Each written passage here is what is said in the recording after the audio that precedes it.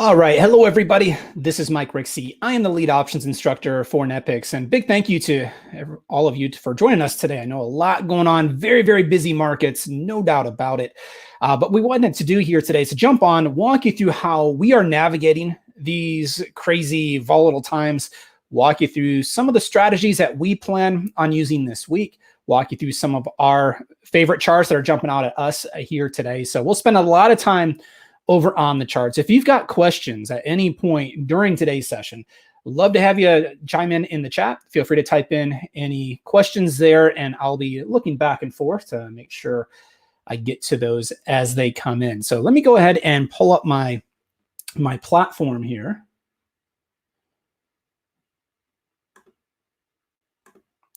And that way you guys can see my charts. All right, perfect. All right, so it goes without saying the volatility has exploded, right? Even if you're not active in these markets on a regular basis, the volatility has just gone sky high. The ranges in this market are historic. We have not seen anything along the lines of the last week. I've been trading since 2002. We've seen a lot of crazy moves in the past. We've seen the tech bubble. We've seen the financial crisis. We have seen other health scares in years past, but we have never seen anything like the last week. The extent of the moves have been absolutely wild, and it's intimidating. I know I've heard from a lot of people that are just saying, get me out of this market. Let me go to cash, right? This is unheard of. I want to get to safety. And I completely understand if that's the approach that you took. But what I want to talk to you about today is how you can actually make money in this type of a market. Now, I'm not making light of the situation. It is awful for millions of people worldwide, right? Not only for those that are sick from the virus, but also for those that are having jobs and livelihoods affected by the whole situation. And I'm not trying to look to capitalize off of the situation from people that are struggling. But as traders, what we have to realize is that this is our livelihood, right? So if the market's open, we have to stay active. We have to look to adjust and adapt to current conditions. I can't afford to go to the sidelines for very long. I need to be active, and I'm going to walk you through how we can do so in a very safe way. Being active in the markets does not mean we have to be 100% bullish or 100% bearish at all times, nor do we have to be 100% invested in the market. There's things that we can do to cut back on risk. We can get more conservative. We can use some of the different option strategies to our advantage and generate some income, even if the market is making these wild swings back and forth. So I'll talk about that in more detail in just a second. Let's start out by taking a look at the market big picture. I'm going to start out with a simple daily chart of the S&P. This is SPY, the S&P 500 ETF. I've got a variety of different moving averages on the chart, just a mix of simple and exponential moving averages. For the moment, guys, essentially throw those out the window because we're so extended from the moving averages. Those will come back into play here very soon. But let's talk about the next couple of days, the next couple of weeks. You can see this extreme move to the downside over the past 3 weeks. We have essentially wiped out months and months worth of gains on this move to the downside. And it's been difficult for a few reasons. Number one, the range has been explosive intraday. I mean, what used to take a couple of months is now happening in a matter of a couple of hours. It's very, very extreme. And on this move to the downside, look how messy it has been. Right? During this move to the downside, we have seen some vicious intraday rallies that almost feel in the midst of them like the bottom is in, like we're just going to rally right back up. The dip is going to be bought just like it has been over the past few years. And that makes it very, very challenging, whether you're a day trader or a swing trader, when you get those big moves. Also, the volume has exploded. We were on the move to the upside. If we go back 6 months or so and we saw the continued grind higher, we were lucky if we hit 50, 60 million shares trade on SPY on a daily basis. We have now seen a stretch over the past couple of weeks where every single session has been up above 200 million shares. Some sessions have been close to 400 million shares trade on SPY. The activity has just exploded. Now, normally I like good volume. The big volume is, in most cases, a good thing for us because it makes it easier for us to get in and out of trades quickly and at good prices. The volume's so extreme right now, it makes it more difficult because the market's moving so quickly. We saw a rally Friday afternoon. You take a name like Microsoft, for example. Let me just go ahead and switch this from SPY to Microsoft. We saw that rally up higher Friday afternoon where Microsoft rallied, what, $17 in a matter of 15 minutes? That is an extreme move. I've never seen anything like that. And if you're not there the very moment that Microsoft is moving $17 higher in 15 minutes, it makes it challenging to catch those trades. So don't get frustrated by that long term. We know it's not the new norm. This is not the new normal. Everybody's saying, hey, this is the new world we live in. This is the new market that we have to deal with. I'm going to show you some stats here and show you some numbers in just a minute why this is not the new norm. We'll see things settle back down into a more tradable environment. And I expect that to happen within the next, I would say the next 2-3 weeks. I'm not saying the market is going to go right back to the grind higher, back up to all-time highs, but I do think we're going to see a more tradable environment. Right now, it's very, very difficult to trade in this environment because the moves are so quick. They're so big and so quick. It's difficult. I think the good movement is here for the rest of this year, because not only are we going to be coming out of this whole crisis with the coronavirus, but we're also going to be heading into the election season, right? Later in the year. I think the volatility is going to stay active. I just don't think it's going to stay at an extreme that we're seeing right now. If I go back over to SPY, you can see we are already off of the lows today. Now be cautious. Okay, because it feels like, hey, this is, the bottom is in, market's rallying back higher. A lot of stocks are off the lows. Maybe that was it. Maybe that was the capitulation on the downside here this morning. What would potentially convince me that we are at a tradable bottom in the near term? Here's what I'm looking for. I have to see a series of closes near the highs of the session. Friday was great. Right? Because that rally came at the end of the day. We closed right up near the high of the session. That's typically what will lead to day 2, 3, 4 to the upside. We just didn't get that today. Obviously, the news cycle remains very active. A lot of headlines over the weekend continued into this morning, and the market continues to move back and forth. What I want to see on this daily chart is I want to see multiple candles in a row. I don't care what the market does intraday.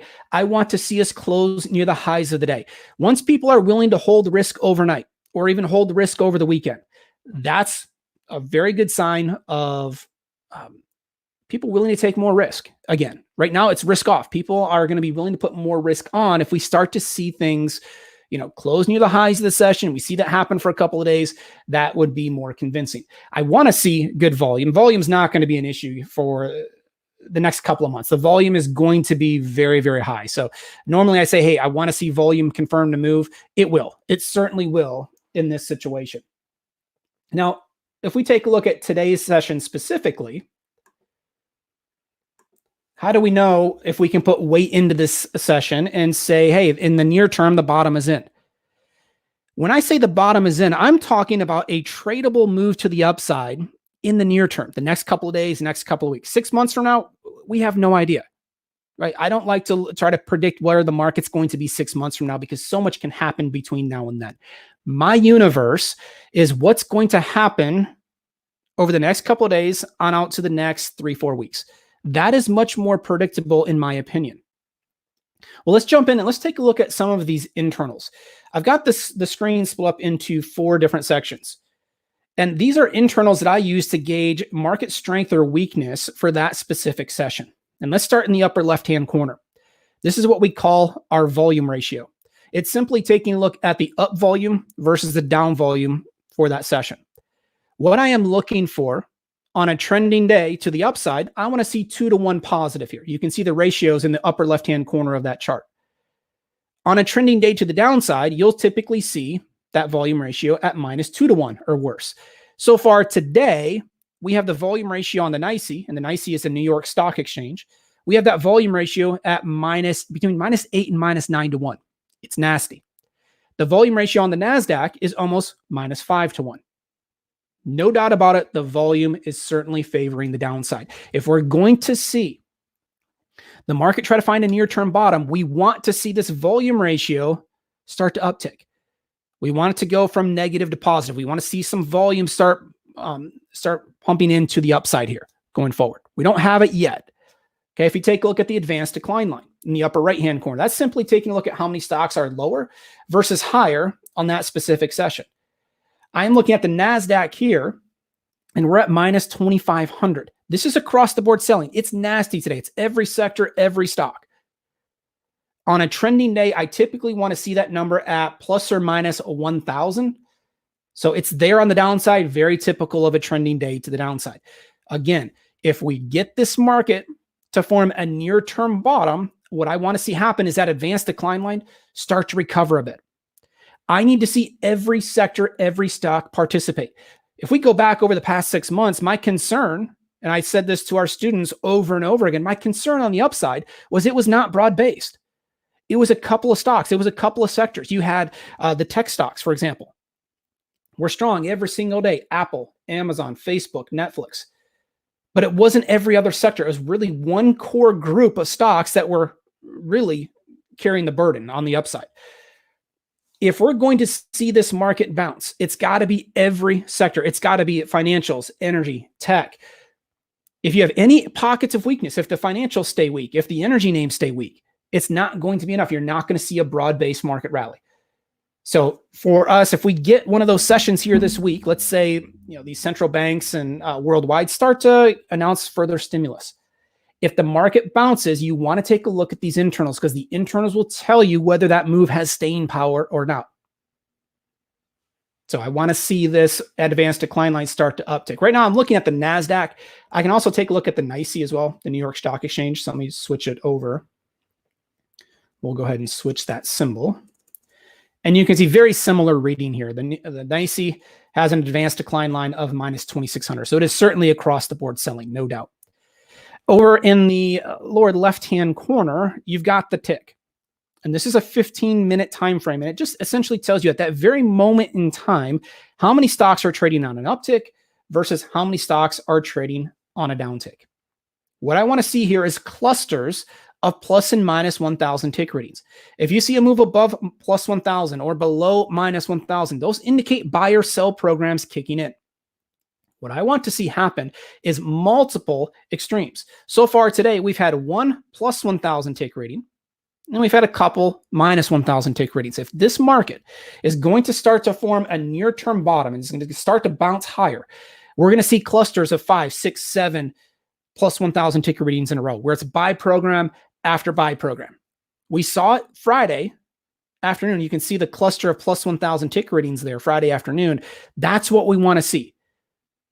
Because once you see that happen, in most cases, it'll lead to follow through. It'll lead to more confirmation that a near-term extreme has been reached, and we could potentially hit a reversal in the other direction. Now, on the 5-minute chart of SPY, you can see it was a huge gap to the downside. Within a couple of minutes after the open, we were a limit down, right? We hit the halt, right? And the markets were paused for 15 minutes. Since the reopen, we have seen a pretty impressive rally off of the lows. We're still very negative on the session, but we can see it has recovered. That solid blue line on the 5-minute chart is what we call the volume weighted average price, or the VWAP. Price action is drawn to that level. It'll act as a magnet. So on the upside, after that rally off of the lows, you can see going into lunch, we're extended from that VWAP. Chances are over the next couple of hours, or maybe even sooner for how active this market is, chances are we're going to probably gravitate back down towards that blue line. And then once it's tested, then we can reevaluate. Is it going to hold as support, or are we going to just break it and head back down towards the lows this afternoon? Just have to wait and see. But right now, it has been an impressive rally off of the lows. I've already seen a lot of comments, people predicting, hey, the bottom is in. No one knows. So far, the internals are not confirming. Okay, if we start to see the volume ratio in the advanced decline line, if you start to see those improve going into this afternoon or going into tomorrow, that might be a different story. But so far, we just have not had the move confirmed. We're still very oversold in the near term, and that's going to impact what types of strategies we're going to look at over the next few minutes. But we just have not seen any sign of a significant bounce as of yet. All right, so let's go from there. Let's talk about volatility next. Because what we have seen on the VIX is very historic. The VIX is a pretty good gauge of volatility market-wide. What I've done here on the screen is I've loaded up a daily chart going back 20 years. And what I want to point out is we'll get these short-term spikes periodically. You can see it on the chart. Okay, you can see these spikes to the upside. What I want to point out is notice what happens after we get those spikes, whether it be one of these extreme moves higher or even some of these intermediate moves to the upside. See how they typically last for a couple of days, maybe a couple weeks at a time, and then it starts to contract? The reason for that is volatility, because it's a gauge of fear. Fear is often overstated. People panic on the downside. This is a perfect example. Over the past week or so, there's been panic that is kicked into this market. Well, after that panic starts to subside a little bit, what happens to volatility? Every time it spikes, give it a couple of weeks, and it'll start to contract. Now, I've had arguments the last couple of days from traders saying this time is different. This is a health scare. This isn't a financial crisis. This isn't a tech bubble bursting. This is a health scare that really is difficult to fight. My pushback on that is if we go back over the past 20 years and take a look at all these spikes in here, notice I haven't said anything about the reasons for those spikes. Okay, going back that far, yes, we've got the financial crisis built in there. You actually have some different health scares in there, right? And you can go through the list. I mean, there's been 4 or 5 health scares over the years that have caused near-term spikes in the VIX, right? You had the bird flu, for example, caused a near-term spike in the VIX. Going forward, volatility will start to decrease because once people realize the world is not coming to an end, right? We as humans, we are very resilient. The market is resilient. I am not saying we're going to go back up to the all-time highs, but what I am saying is this spike higher in the VIX, here today, we are up above 78 on the VIX. A normal range, if you just take a look at this daily chart, I mean, a normal range for us is in between 10 and 15. We're now at 77, up above 78 now on the VIX. This is an extreme move. And we're also, if I zoom into the most recent price action, you can see that we're now a couple weeks into this extreme on the VIX. My outlook is that going forward over the next few weeks, we're going to start to see that volatility start to contract. I'm not saying it's going to happen today, tomorrow, next week, but I am expecting this volatility to start to normalize here in the near term. What does that do for us on the option side? Why am I talking about volatility here? Because the volatility has such a big impact on the prices of the options. When volatility moves higher, the options become more expensive. And I see way too many people out there right now just trading long calls and long puts back and forth. The problem with that going forward, and let's just take a look at an example. Let me go over to a trade page of QQQ. This is the NASDAQ ETF. Let's just say for our example here that you expect there to be a near-term bottom. Right? The market's overdone. It's very oversold. Let's just say you expect the market to bounce higher. So you want to come in and buy some long call options. And let me open up the April monthly options with 32 days left to expiration. If you come in and buy a long call, let's just go to the 179 call. Let's get slightly in the money. Get a strike or two in the money. Those options that are 1 to 2 strikes in the money are typically trading for between $2 and $4 is a typical range for the NASDAQ. I know that because I trade these products all the time. I've traded the NASDAQ options for years. Take a look at the current price of the 179 calls.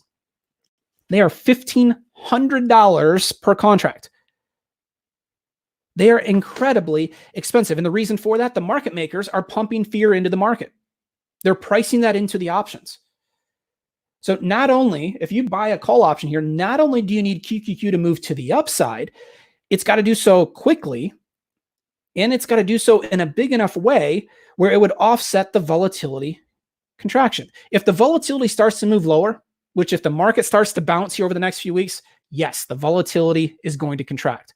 That's going to cause the options to lose value.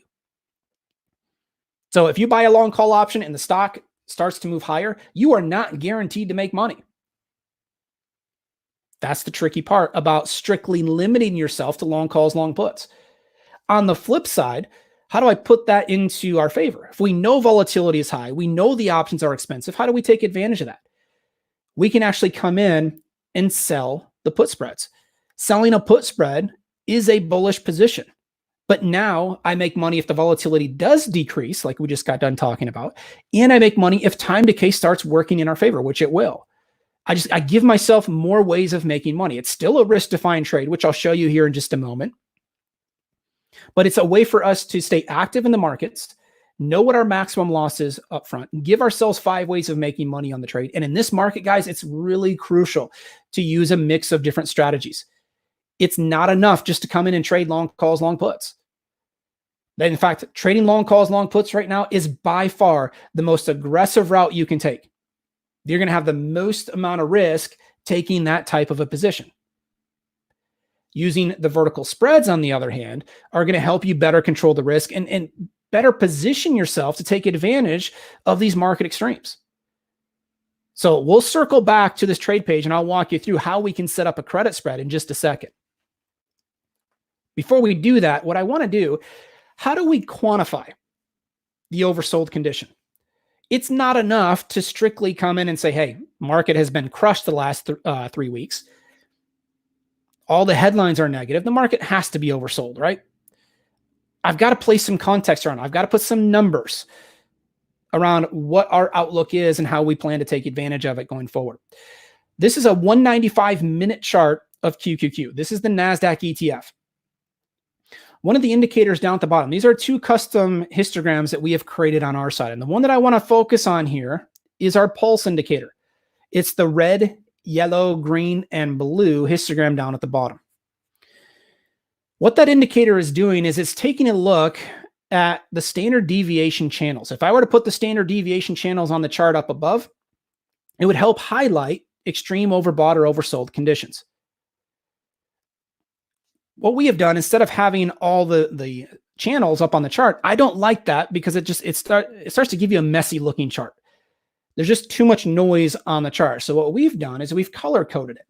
When I start to see yellow pulse bars, in this case on the downside, that's indicating that price has hit between a 1 and a 2 standard deviation channel move on the downside. If I start to see the green bars, those indicate between the 2 and a 3 standard deviation channel move on the downside. If I get a blue bar, which is very, very unusual, we do not see a lot of blue bars on the pulse. That indicates that price action has now moved beyond a 3 standard deviation move on the downside. We just got one of those last week. What that means is less than 0.1% of all occurrences will fall outside of this range on the downside. In other words, we're very, very oversold. That does not mean markets have to bounce from here. It doesn't mean that, hey, the bottom is in, it's got to bounce immediately. There is still a chance that we can head lower. It's just not statistically probable. Oftentimes, when you start to see a slew of yellow bars or even green and blue bars like we have on the pulse, that'll typically lead to either a period of consolidation or a reversal in the other direction. If I go back to the last time we saw a whole slew of yellow bars on the pulse, see how price action was very, very overbought. We started to see price action slow down, start to settle into a sideways range. And obviously we know what's happened the last few weeks. We saw a pretty significant reversal back to the downside. Now we've flipped all the cards around. We are oversold. What we know going forward, and I'm not saying it's going to happen over the next few days. It could take a couple of weeks. We don't know. But what we do know is that we're at a level now where it's going to be difficult for this market to continue making an extreme move to the downside. Chances are we're going to either see markets start to consolidate or even a bounce higher. Now, I know that goes against all the fear that the media is trying to pump into this market, right? Everybody's trying to, to post all the headlines they can to get people to click on their articles, right? What I'm trying to do is, no one can predict the news, but what we can do is start to use the numbers to dictate what we do. Now, if you look at this chart and I say, okay, we're at an oversold extreme, I'm expecting in the near term to potentially see a bounce higher. If we get that bounce higher, would I come in and just buy a long call? That's not what we use the pulse indicator for. When I start to see oversold extremes like this is what I use to help identify a short put spread opportunity, to use a credit spread. And I'll show you why that's so powerful in just a moment. So would I put a short put spread on now? You could. My minimum requirement here, I need at least 3 out of the past 5 bars plotting yellow. We clearly have that. We have a whole cluster of extremes here. Or I need either 1 green or 1 blue bar on the downside. We have both of those here. The moving average is up top. The red and the blue one is the one that I use for confirmation. It's the 8-period exponential moving average. If you wanted to wait for price action to get back up above that 8 EMA, I wouldn't have a problem with that. Now all of a sudden you're saying the market is oversold, price action has started to recover, it's rebounded above the 8 EMA. That could potentially be a filter that you use before you jump into a trade. I wouldn't have a problem with that. That filter has done really, really well for us in the past. But let's say you wanted to, price action is pretty extended from the 8 EMA. Let's say you wanted to get a position on here today. So the outlook for me is neutral to bullish because we're at such a strong oversold extreme. Here's why trading options is so much fun long-term and just gives us so much flexibility, because now, again, I don't want to go to the sidelines. I can't. I'm a full-time trader. This is my livelihood. I've got to react and adjust to what the market's giving us. If I want to come in, and that's before I take a look at these options, notice down at the bottom, there's a section inside of the Thinkorswim platform where they track the volatility numbers for us. And the implied volatility is the one that I'm looking at, because the implied volatility is what's built into the pricing model of an option. That's the level that impacts whether options are expensive or cheap. The IV percentile right now is at 100. What that's telling me is that we're near 52-week highs.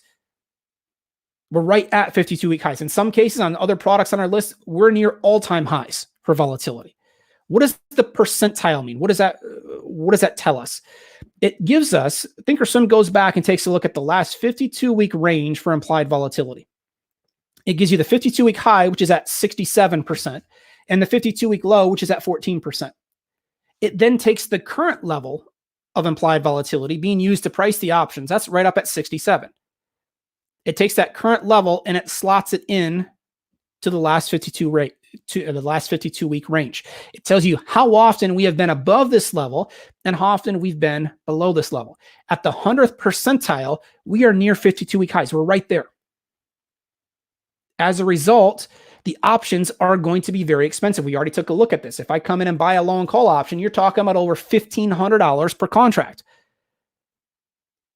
The mistake that a lot of retail traders make is to go in and take a look at the cheap weekly options, right? If I go out and take a look at the weekly options with 4 days left or 11 days left, they're going to be much cheaper.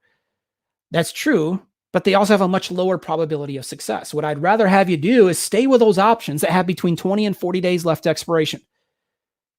Going farther out in time gives you a more conservative trade. And in this market, I think that is the smart choice to make. Right? Another issue, if you go to the cheap out of the money options, let's just say, hey, I can't afford $1,500 for a long call, but I can afford $300. So let's go out to the 204 call. Those 204 calls have an 81% chance of closing out of the money. You can see that column. This column right here on my trade page is the probability out of the money column. So yes, you're getting those for cheap. You're getting them for a couple $100, but they also have between an 81 and an 82% chance of closing out of the money. You're not stacking the odds in your favor. So now what else do we do? Here's why having a bigger toolbox and having more option strategies available to you becomes powerful. Let's go out and take a look at the out of the money put options. Okay, if I buy a put option, it's a bearish position. I want the stock to move lower, but we're not talking about buying put options. We're talking about selling a put option as part of a vertical spread. So I'm going to come out and let's go ahead and take a look at the 167 puts. Okay, let's go about $14 out of the money. I'm going to right click on those, go to sell, and go to vertical. That is going to pop up an order down at the bottom where I am selling the 167 put. And then to make sure it's a risk-defined trade, I'm going to take a look at buying the 165 put. There's a $2 difference between those strike prices. I can collect between 55 and 60 cents to put this trade on. Let's say we collect 60 cents. Let me bring up the order confirmation box. Let's talk about what this does for us. I'm collecting 60 cents or $60 per spread to put this position on. It's requiring $140 of capital per spread. You don't need a six-figure account to place this trade. You're not tying up $1,500 of capital. You can if you want. You can trade multiple spreads here, not a problem. You can trade it 10 times if you want to. Just increase your position size, and yeah, you can play around there and adjust it to your account size. But the minimum to put this trade on one time is $140. I see so many people just running to the exits right now and pulling everything that they have out of the market. I think that's a mistake. I'm not saying you shouldn't do that with part of your portfolio. If that's what you feel comfortable with, that's fine. But there is ways that you can make money in this type of a market. And I think that's important for a lot of people. Right? There's a lot of uncertainty with jobs and with people losing money out of their retirement accounts right now. It's important to think about generating some income. This is a way that for $140, we can put on a trade. That's the most I can lose on the position, regardless of what QQQ does. If I am dead wrong and the market does indeed continue to crash in the weeks to come, the most I can lose is $140. The most I can make is 60. So you're looking at that saying, all right, we're risking between 2 and 3 to make 1. Why does that make sense? Why would I consider this trade? The reason I love this trade is it gives us 5 ways of making money. My break-even point's at 166.40. You can see that right in the order confirmation box. That number is calculated by taking the 167 put that I sold, and I'm subtracting the 60-cent credit that I collected to put the trade on. I don't care if QQQ moves up, down, or sideways. As long as it stays above 166.40, I can make money. I've got about a $14 cushion here that I can be dead wrong on direction and still make money. The only move that hurts me is a big move to the downside. Well, we just took a look at the chart, and if the charts are at 2, 3, 4 standard deviation moves on the downside, only 0.1% of all occurrences fall outside of this range on the downside. It's not statistically probable. Now, am I expecting the market to make a big move higher here? It doesn't need to. It only needs to stay above 166.40. Now I'm taking a lot of the pressure off. If you buy a long call here, you need that stock to move to the upside almost immediately, and it's got to do so in a big way. If I sell a put spread, I'm still leaning bullish, but now I give myself 5 ways of making money on the trade. I make money if the stock moves up, down, or sideways. I make money from time decay adding up. Every day that passes, that helps me. And I make money if volatility decreases, which we fully expect it to do. Remember, we took a look at that long-term chart of the VIX. What happens after a spike up in the VIX? It'll typically start to normalize going forward. In this case, if it normalizes, it's going to move to the downside. So now I'm starting to stack the deck in my favor. I think it's so important, guys, right now to try to limit the emotional side, because the emotional side, as a human being, we don't like pain. And if you know there is pain out there, we do our best to avoid that, right? And it's very natural to say, hey, I want out of this market. But when you start to take it a step back and say, all right, let me try to take the emotional side out of it, as difficult as it is right now, let's just focus on the numbers. If we start to follow this type of a routine and have a rule set in place, there are things that we can do to help generate a source of income. Right now, the cool part about this is if I go back over to the chart, we can go through this chart. Let me take a look at an individual stock. Take a look at Apple. Well, Apple, very oversold, right? How do I know it? Not only is the overall market down, but look at the pulse. We've got a whole slew of yellow bars. Remember, my minimum requirement is I need 3 out of the past 5 bars plotting as yellow. We have that here. We're at an oversold extreme. Doesn't mean that Apple has to bounce higher immediately. It just means, statistically speaking, we're at a point now where we're overdone and we could potentially see a move sideways or to the upside in the near term. Why am I not buying a long call with that type of an outlook? Because buying a long call only gives me one way of making money. I'm not convinced that this market's going to make an explosive move higher. So I don't want to be that aggressive. Selling a put spread allows me to put on a bullish trade on Apple in a more conservative way. It's going to take far less capital, and it's going to give me 5 ways of making money. Okay, if this market does decide to bounce, what areas are going to bounce the fastest? Well, for me, what I look at is what areas were the strongest on the upside. It's going to be names like Apple, Microsoft. You're going to take a look at some of the financials. Okay, those are going to be the areas that I'm going to look at. Now, for me, if I take a look at some of the financials, let's take a look at, let's just take a look at JP Morgan. Why do I expect the financials to bounce? The Fed just cut rates to 0. Okay, if interest rates are at 0, not a good thing for the banks, right? I am not a big fundamental trader. And the reason for that is it's very hard to predict what the market's going to do off of fundamentals long term, in my opinion, because you have so many unknowns these days. You've got all the headline risk. All it takes is a Trump tweet and the market is just in a tailspin. What I like to focus on is the technicals. And from a technical perspective, JP Morgan has been absolutely crushed along with the rest of the market. And you've got the pulse indicator plotting green and blue. This type of a pattern right here, since I have used this approach, using the standard deviation approach, I have never seen a financial stock do this. This is a historic move. Less than 0.1% of all occurrences will fall outside of this range on the downside. It doesn't mean the stock can't move lower. It just means the odds don't favor it. So if you're looking at some areas here to potentially get some money active in the markets again, let's take a look at JP Morgan. Let's take a look at potentially selling a put spread. Let's go over to the trade page. Switch it from QQQ to JP Morgan.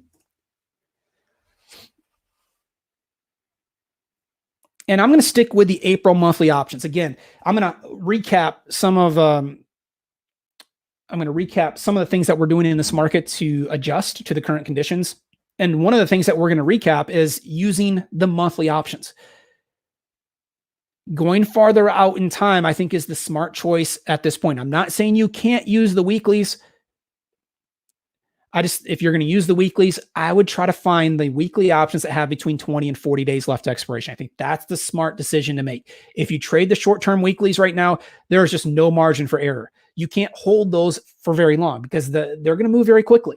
You're either going to be into profit or loss immediately. You have no time to adjust or adapt if the trade goes against you. With going out 20 to 40 days, it gives you a little bit more of a cushion there. So on JP Morgan, let's go out to the out of the money put options and let's take a look at the 75 puts. Why am I going to the 75 puts? Anytime that I sell an option, my first choice is to go to the option that has a 75% chance of closing out of the money. I'm sorry, a 65% chance of closing out of the money. So one of the columns here on my trade page is the probability out of the money column. The 75 puts have a 63.5% chance of closing out of the money. Let me right click on those. Let's go to sell and let's go to vertical. That's going to pop up an order down at the bottom where I am selling the 75 put and I'm buying the 70 put at the same time. There is a $5 difference between those strike prices. What I want to do is, at a minimum, I want to collect between 30 and 40% of the width of the strikes. If there's a $5 difference between those strikes, I want to collect between $1.50 and $2. If I only collect, right now it's only trading for $1.20. If I only collect $1.20, look at the order confirmation box. Now I'm risking $3.80 to make $1.20. I'm risking more than $3 to make $1. I am okay risking between $2 and $3 to make $1. I am not okay risking $3, $4, or $5 to make $1. That's a big mistake that a lot of people make with credit spreads. They go for the really high winning percentage and lose sight of the risk reward. You start to risk too much to make too little. And that ratio won't work long term. You can make the numbers work if you're risking 2 or 3 to make 1. You can't make the numbers work long term if you're risking 7, 8, or 9 to make 1. So this one, it's a little light. There's not enough premium there for me to collect. So what do? Do I just walk away from the trade? What I can do is start to adjust the strike. So instead of using the 75-70, what I can do is adjust them higher. The closer I get to the current stock price, the more money I can collect on the options. So if I move it to 80.75, now we're getting closer to the range that I want to be in. Remember, I want to collect between $1.50 and $2. So let's say we do get this thing to trade $1.50 this afternoon.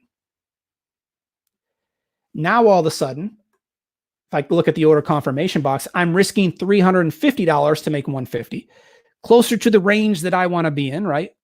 Risking between 2 and 3 to make 1. The most I can lose here is $350. If I am dead wrong and the financials continue to collapse, the most I am out is $350. It's a fully risk-defined trade. My break even's at 78.50. I need the stock to stay above 78.50. Right now it's trading for right around 89, actually it's right around $90. So I've got about $12 of cushion here that this thing can move against me to the downside and I'm still okay. So up, down, or sideways, I make money as long as the stock stays above 78.50. If it does, the most I can make on the trade is $150. The most I can lose is $350. I also make money from time decay adding up, and I make money from volatility decreasing, which is what our outlook is here over the next few weeks. Now, you take a look at the first two trades that we talked about, QQQ and JP Morgan. Again, I'm talking about a couple $100 of risk at a minimum. Okay, that most people can stomach that right now. Do I see a lot of people out there willing to take undefined risk or risk, $10, $15, $20,000 in a position? No, there's not a lot of that out there because people are scared. But as a trader, instead of going to the sidelines and giving myself no opportunity to make money, these are the types of trades that I'm looking for where I can take what the market's giving us. I am not happy with what the market's doing. I'm not thrilled to see so many people struggling health-wise and now with jobs being lost. I'm not thrilled with that. I'm not happy with that at all. But as a trader, I can adjust and adapt to what the market's giving me and try to generate some income regardless of what the market's doing.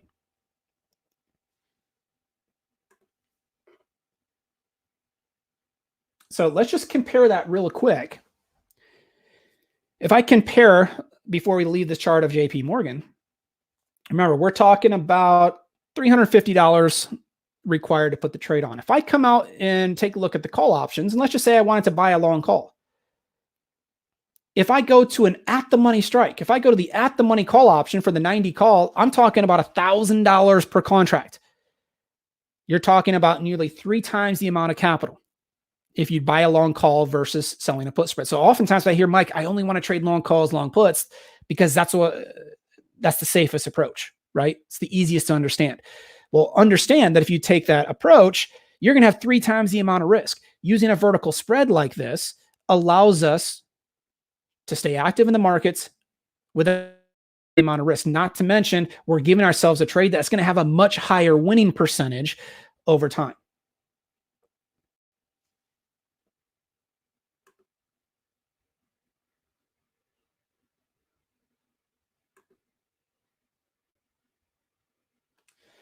John, 25K minimum, you're out. No, that's not the case, John, actually. The 25K minimum, I'm assuming what you're talking about there is the pattern day trading rules. Okay, these are not day trades. This is a swing trade. We're looking to take positions anywhere from 3 to 30 days. The only time the pattern day trading rule kicks in is if you're opening and closing a trade that same day. That's not what we're talking about doing. If we place this trade on JP Morgan, those options have 32 days left to expiration, and our normal holding time is going to be anywhere from 3 to 30 days. So the minimum requirement in your account to place this trade would be $350. That's the most you can lose. So I don't recommend day trading options. I think it's very difficult long-term. It's not something I even do personally. I definitely swing trade. So you can absolutely do it with an account size less than $25,000. All right, let's take a look at some of the other charts that I am interested in. We've taken a look at JP Morgan and QQQ so far. Let's take a look at the VIX ETF. Let's take a look at VXX. We mentioned the VIX, volatility market-wide, is up near all-time highs. The VIX ETF, VXX, is at an overbought extreme. How do I know that? Because I'm using the pulse indicator. And see how the pulse indicator is plotting yellow? blue and green, it's indicating we're overbought. When we see a blue pulse indicator reading like this, it means that price action is above a 3 standard deviation move on the upside. In fact, we're approaching a 6 standard deviation move on VXX. I mean, we're talking less than 0.1% of all occurrences will fall outside of this range. I heard from people earlier that are talking about buying VIX options. Let's just come in and buying VIX calls, expecting this market to collapse and expecting volatility to move to the upside. Is it possible? It is possible, but you just have to understand, if you're going to buy a call option here on the VIX, you're basically asking an extreme move that happens less than 0.1% of the time. You're going to ask that move to continue. I personally don't like those odds. What I am expecting, and I'm not saying it's going to happen over the next few days. It might take a couple of weeks, maybe another month or two. We just don't know. But over time, volatility is going to want to start to contract. This is not sustainable. Remember our good old chart of VIX? This move right here, when I took a look at the last 20 years and I showed how after every spike up in the VIX, volatility contracts. That is what I am expecting over the next few weeks. And one way to play that is to use symbol VXX. It's a very similar product. It's just an exchange traded fund that tracks VIX. It tracks the volatility market wide. So if I take a look at VXX, go over to the trade page. If we take a look at selling, and let me go ahead and get some of this out of here and open up the April monthly options. Okay, so what I want to do is come to the out of the money call options. The volatility products, VXX, VIX, they're going to move inverse of the overall market. As equities sell off, volatility is going to rise, and vice versa. With volatility at an overbought extreme, I am expecting volatility to contract. So I want volatility to move lower, and I want equities to move higher here in the near term. One way of taking advantage of that is to come in and sell an out of the money call spread on VXX. So remember what we said earlier. I want to go to the options that have a 65% chance of closing out of the money. So let's go ahead and take a look at the 58 calls. I'm going to right click on those, go to sell, and go to vertical. If you sell the 58 call, I also want to come in and buy a call that's further out of the money to make it a risk-defined trade. I don't want to take undefined risk, guys, right now. I just don't feel comfortable with it. That just doesn't match my outlook. I don't sleep well at night if I know that I have the potential to lose everything in my account and then some. I don't want to take that approach. That is why we use the vertical spreads. We want to be in a fully risk-defined trade. So if I sell the 58 call and buy the 60 call at the same time, I'm collecting $60 per spread. I'm risking $140 per spread. So I'm right in that risk 2 or 3 to make 1 range. The $140 is the minimum I have to have in my account to place this trade one time. It's also the most I can lose on the position. My break-even point's at 58.60. I've got about a $5 cushion that this thing could move to the upside, and I'd still be okay. A $5 move to the upside would be another 12% move higher on VXX. We're at what did we say? A 6 standard deviation move on the upside on the VIX. Less than 0.1% of all occurrences fall outside of this range. The chances of the VIX moving higher here in a big way, pretty slim. And even if it does continue to move higher, I've got a $5 cushion before I'm in trouble. Another 12% on the upside on volatility before I'm in trouble. I don't care if the stock moves up, down, or sideways. As long as it stays below 58.60, I'm okay. I make money from time decay adding up, and I make money from volatility decreasing. So I've got 5 ways of making money on the position. These are also trades that you're not going to have to sit there and watch all day long. If you're going to watch the market all day long, it's going to drive you nuts these days. I say that because I've had a couple days lately where I've done that, and it drives you nuts because these moves are so big. They're so quick. It's easy to miss things. When you get a trade on like this, I'm not looking to try to pick the market top or bottom. All I'm concerned with on VXX, all I have to come in and look at, if I put this trade on today, I only need to see, does VXX close below 58.60? If it does, I'm okay. I can make money.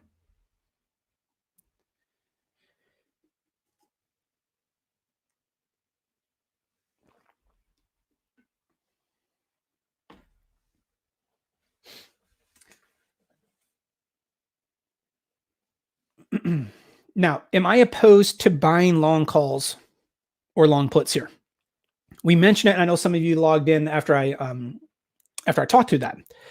The reason why I do not want to buy long calls and long puts right now, at least not yet, is they're incredibly expensive. The trade that we just took a look at on VXX, we're talking about $140 of capital, this number right here. If I come in and I try to put on a bearish position with a long put, if I just buy an at-the-money put right now, you're talking about you're talking about almost $1,100 per contract. It's far more money, not to mention you only have one way of making money if you buy the long put. The stock has to move lower, and it has to do so quickly.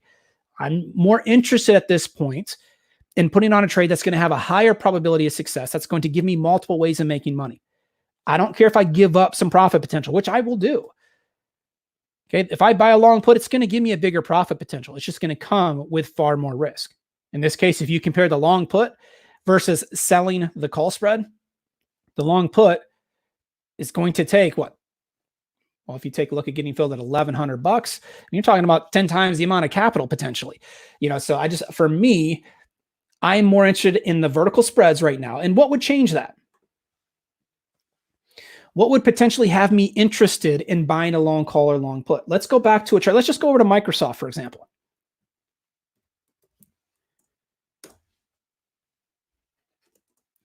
So if I take a look here, Microsoft does have the oversold extreme on the pulse. We can see the yellow and green bars down at the bottom, indicating that we're at an oversold extreme. That would have me interested in selling a put spread. What would switch that around, and what would have me interested in buying a long call? Well, number one, I would want to see volatility contract a little bit first. I would want those options to come down in price a little bit before I jump in and buy the calls and puts. I would also wait for price action to confirm. And what we look at on our side, we've got a second histogram on this chart. We've got a green and a red histogram. It's what we call our sentiment indicator. And it tells us whether we are in a bullish or a bearish pattern. Right now, we are firmly in a red condition. We're in bearish mode. What would change that? If price action started to move higher here and we saw the sentiment indicator go from red to green, that would have me interested in putting on a bullish position with a long call. Because now I'm not trying to pick a market bottom. Now the market's already confirmed on the upside. At that point, chances are price action's also going to be above the 8-period exponential moving average, which is the red and the blue line up top. That would have me more convinced that a sustainable rally could be in the works. Okay, right now, markets, every rally continues to be sold. It's a complete reversal from what we saw just a month ago, really, where every dip was bought. Now you're seeing every rally sold.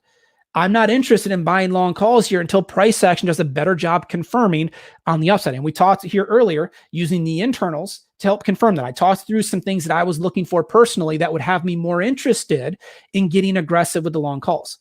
What about long puts? Why not put on some bearish positions here? Well, as we've talked about a couple of times already, if we're already at such a strong oversold extreme, I do not think now is the time to initiate new bearish positions. If you've already got some bearish trades on, that's one thing. I don't have a problem if you hold a little bit longer and continue to ride this move to the downside until the market decides to bounce. But in this case, if you put on new short positions and get bearish today for the first time, you're just doing so at a time where you're just not going to put the odds in your favor. We've already seen a heck of a move lower. We're already at an extreme. The odds just don't favor a continued big move to the downside here. Now, let me, if you're saying, okay, it makes sense in theory. I mean, everything that maybe you're hearing this for the first time saying, okay, Mike, that makes sense to me, everything that you're talking about in theory, but how do I apply that? Couple of resources that I want to get to you here. What I just got done talking about with the standard deviation channels, with our pulse indicator here, selling a credit spread. We've actually outlined all of that in a free ebook that I want to share with you. So let me just go ahead and pull this up a second. So you guys should see that at the bottom of your screen. If you just go to this link, you can download the free ebook, and I outline the whole strategy in detail in that ebook. I'll walk you through how to set up the standard deviation channels. I'll walk you through all the criteria that I just outlined on the chart. I'll walk you through the complete training on how to use a credit spread. How do I sell a put spread? How do I sell a call spread? I'll give you a checklist that you can follow that goes through all of that criteria. The reason we're doing that, I want to make that available to you. I want to help you out. I think there's a massive opportunity in this market, but you have to have the right tool set. You've got to have a disciplined approach. If you're not disciplined in this market, it's going to chew you up and spit you out. And I say that from experience. I've had to go through this in years past, where if you get a big market move and you're not disciplined, it can get painful in a hurry. I want to give you the resources that you need to navigate through these tricky markets. So if you go ahead and go to that site there, you can download the free ebook and have that as a resource. Now, I'm not here to sell you anything here today, guys. I mean, this was purely meant to be educational. I wanted to give you a glimpse into what we're looking at on our side. If you would like more details on how we identify trades, okay, we do have some signal services available to you where we do all the research, we find the trades, and we send those to you each and every week. If you'd like more details on that, feel free to send me an email, mike@netpicks.com. I'd love to connect and get you more details on those services. So let me take a look at a few additional charts. I'm going to try to get through a couple more here. Let's take a look at TLT. This is the bond ETF. So we know with the Fed very active in the markets, what they've been doing with interest rates, and now they're talking about ramping up the quantitative easing again. We know bonds are going to be very, very active. And TLT has seen some pretty big moves here over the past couple of weeks in both directions. We saw an explosive move higher, followed by a pretty significant reversal back down, but we're still at an extreme. Remember what I said a few moments ago. If I'm looking to sell a credit spread, I need to see 3 out of the past 5 bars plot yellow. We have that right here. We can clearly see 3 out of the past 5 bars have plotted yellow. We are still overbought on TLT. If I go over to the trade page, that could potentially position me to sell a call spread. Okay, so what did we talk about here a few moments ago? Let's go to the options that are out of the money and have a 65% chance of closing out of the money. That has me looking at the 167 calls. If I right click on those calls, go to sell and go to vertical, it's going to pop up an order down at the bottom. I need to collect between 30 and 40% of the width of the strikes. So if I take a look at selling the 167, 169 call spread, I need to collect 60 cents. They're only trading for 42 cents. There's not enough premium there. Remember, I'm willing to risk 2 or 3 to make one. I'm not willing to risk 5 or 6 to make one. I need to find this price closer to 60 cents.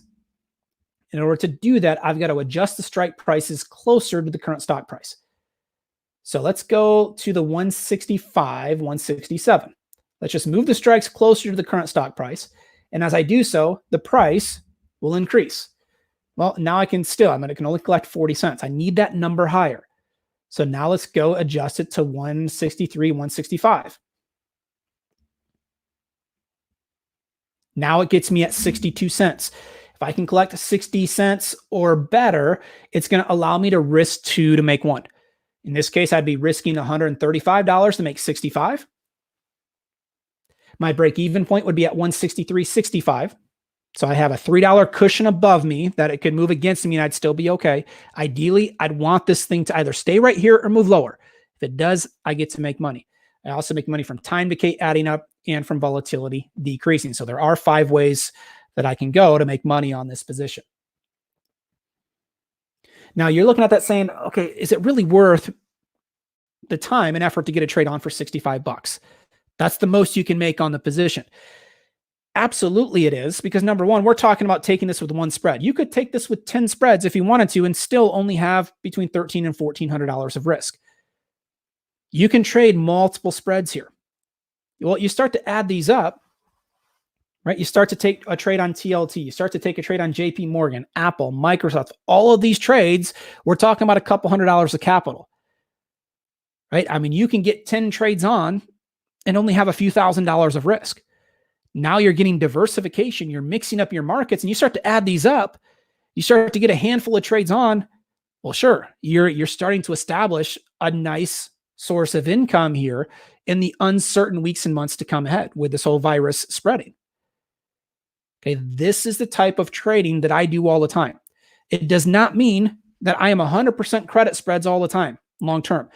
It's about taking what the market is giving us. And right now, with volatility so high, you're going to want to take more conservative trades. And the credit spreads, for me, it's a no-brainer.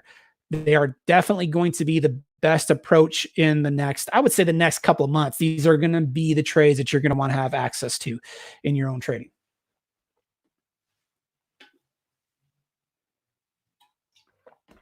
Let me take a look at questions here real quick.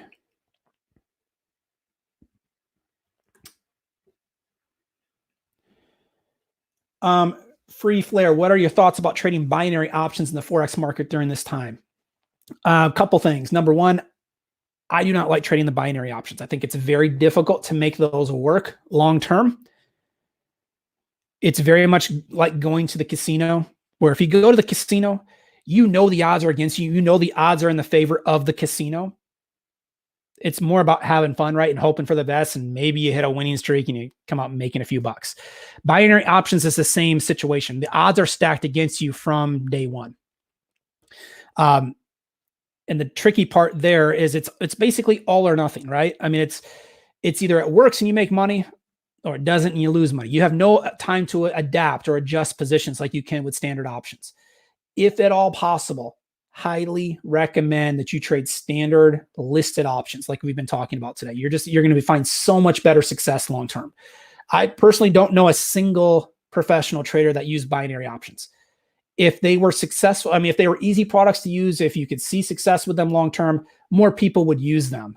More successful traders would use them. I just don't see a lot of that. It's very much a retail product. I know they're attractive because you can get in with a very small account. Just know that the odds are stacked against you in essentially every trade that you take. So very, very difficult long term, in my opinion.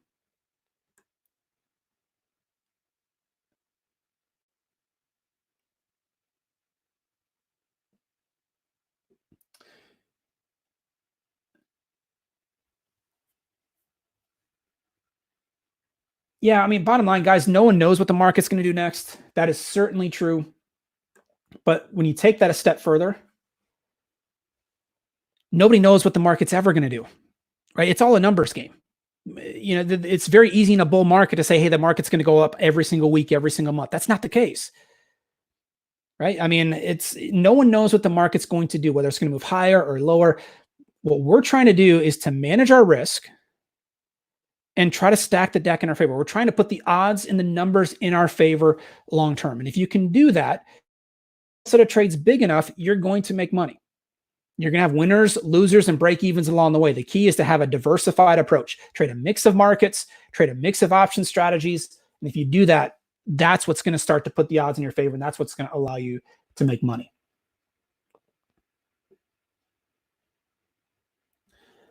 On the 153, 155, a spread at 115. So yeah, not knowing when we were looking at that position. I'm just trying to go back and look. Markets are going to be all over the place. I mean, we're seeing movement of hundreds of points.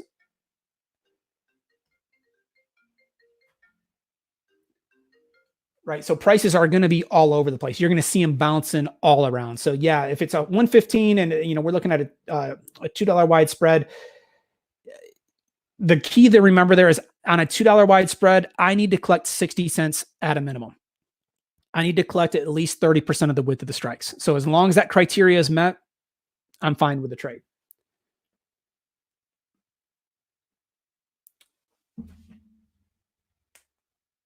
Wendell, do I offer the volume ratio indicator to traders? Yeah, Wendell, if you want to send me an email, my email address is mike@netpicks.com. I can certainly get you some more information there about setting up. It's only available inside of the Thinkorswim indicator. I'm sorry, inside of the Thinkorswim platform. But if you're using TOS, yeah, I can certainly get you more information about the volume ratio. Not a problem. Paul, when you do a spread, if it goes against you, when do you close it? So with a credit spread, you have the ability to hold the trades longer.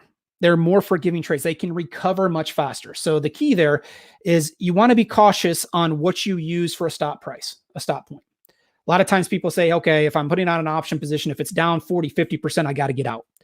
With the credit spread, if you take that approach, I think it's a little bit too tight of a leash. I would rather have you, if you're going to use a set number, I would say that number needs to be closer to 70% because you got to get those trades room to breathe. I have had trades that have been down 80% of my max loss and flip around and go back to profit. Because with the credit spread, the time decay is helping you. Every day that passes, it helps you. With a long call or long put, if you're going to buy an option, yeah, you have to be more willing to cut bait sooner because it's just harder to battle back. But with the credit spread, when time decay is working in your favor, you have the ability to hold that trade longer. So if you need a set in stone rule, I would say use the 70% level.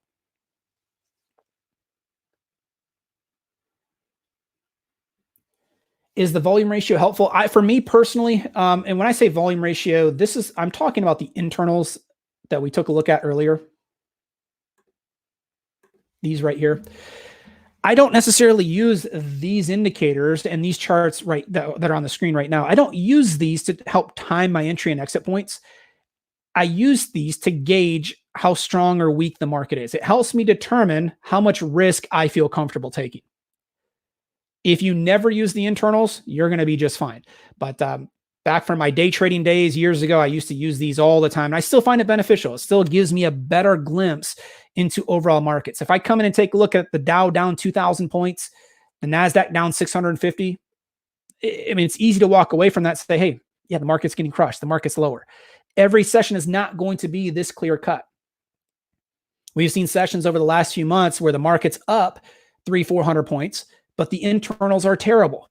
And that's typically a sign of a market that's getting tired.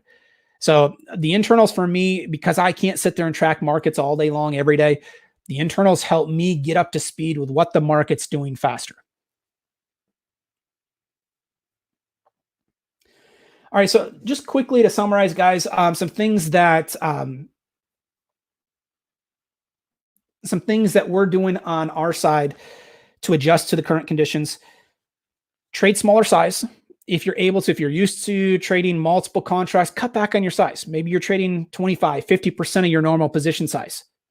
Still allows you to stay active, still allows you to make some money in the market. Yeah, it's not as much, but it does reduce your risk until this market starts to settle down a little bit. Use more vertical spreads. Can't stress it enough. We talked about it a lot here in the session today. It's really, really important. If you want to stack the deck in your favor, you have to use different strategies. There'll be a time and a place for long calls, long puts here in the weeks and months to come. But right now, I just don't think now is not the time to come in and get that aggressive. There's just too much that has to go in your favor to make money with that approach.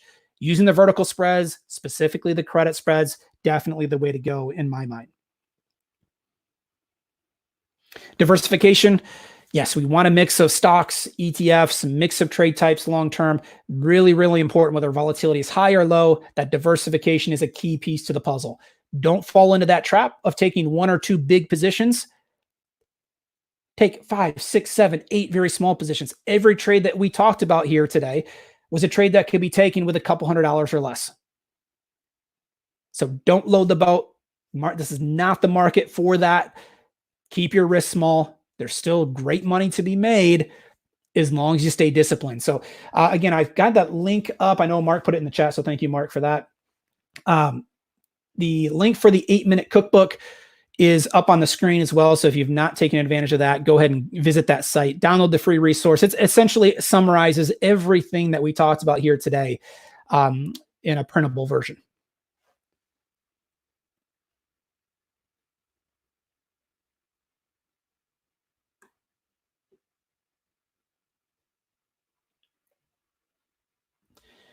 This is a market maker's market. Yeah, I mean, the markets are super wide, no doubt about it, because they're pricing in the fear. When you have the market moving hundreds of points at a clips, they're going to price that uncertainty into the markets. Yes. So absolutely, you want to be picky on your prices.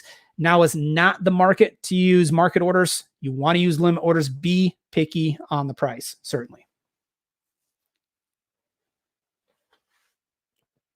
All right, if you have any last minute questions, or if I skipped any questions, guys, it was not intentional. I'm trying to go back and see if I got to everything.